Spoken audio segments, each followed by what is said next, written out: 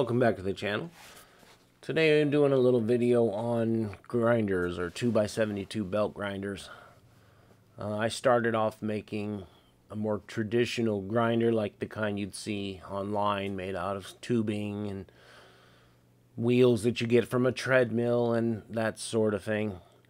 And while they worked, they were kind of a disappointment. They were underpowered, the motors burned out, the tracking was horrible. So I did a lot of research and looking at other people's grinders, and especially the really expensive ones. And I was trying to come up with a way that I could have some of the better features on the more expensive grinders in kind of a DIY deal. So this is what I came up with. This grinder here had several elements taken from a couple other grinders like the KMG and another grinder I found on YouTube, which had a ratcheting tension mechanism and then either a motor or some other way to adjust the tracking. I chose to put tracking on the motor and use a ratcheting tension mechanism with the idea that I could change belts with one hand and put reverse on it and kind of set and forget it. The other ones where we use trampoline springs and other types of hydraulic tensioning mechanisms, I found that if you left the belt on them for too long, like say several days, the belt stretched out, or it would stretch one side of the belt out and then they would fly off, or they were impossible to change with one hand.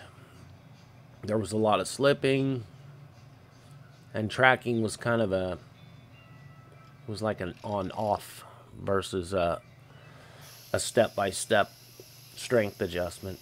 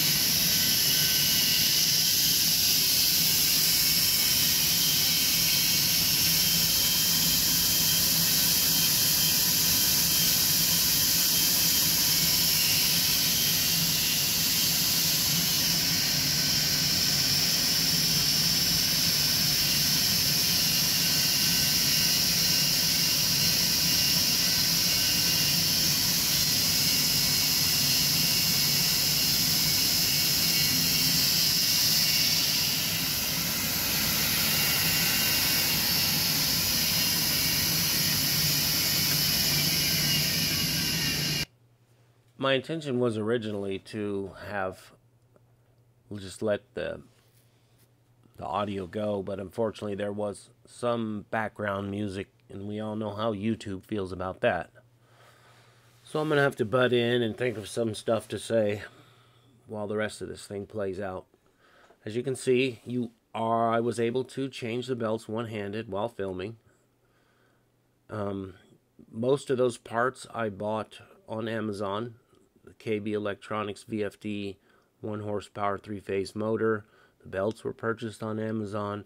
The wheels were purchased on eBay. They were $150 for the whole set. The arm was purchased on eBay. It's $20. All I had to do was round off the end and drill some holes in it and tap them. The spring was purchased up at a local auto parts store. That is a spring package for some kind of truck. I don't remember what it was, but they're ceramic and they're very strong. And they'll withstand quite a bit of heat. And I think I paid $8 for like a pack of 10 or something. The nuts and bolts came from Tractor Supply. Most of it they sell by the pound. The adjustment arm things, I don't know what you call those, like nut handles or something. They're about $7.50 at McMaster Car.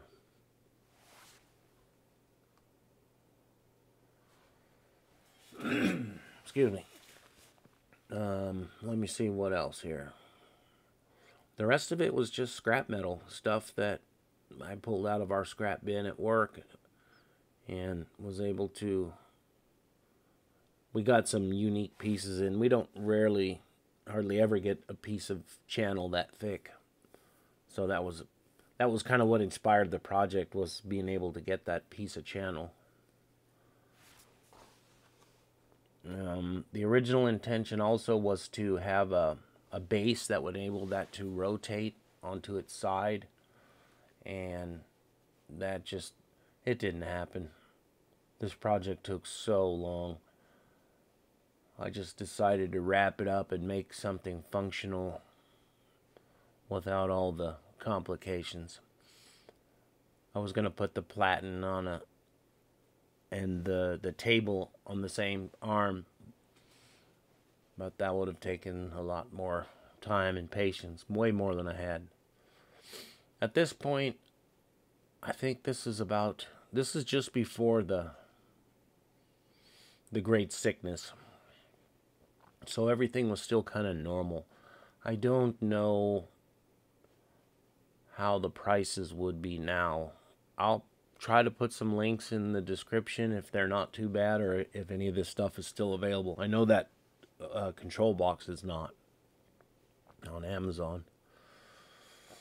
The motors probably.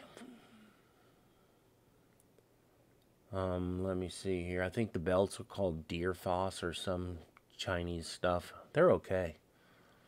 They're no 3M, but they get the job done, and you don't pay enough that you don't mind throwing one away when it wears out too fast. I think the total time to completion was probably about 3 months.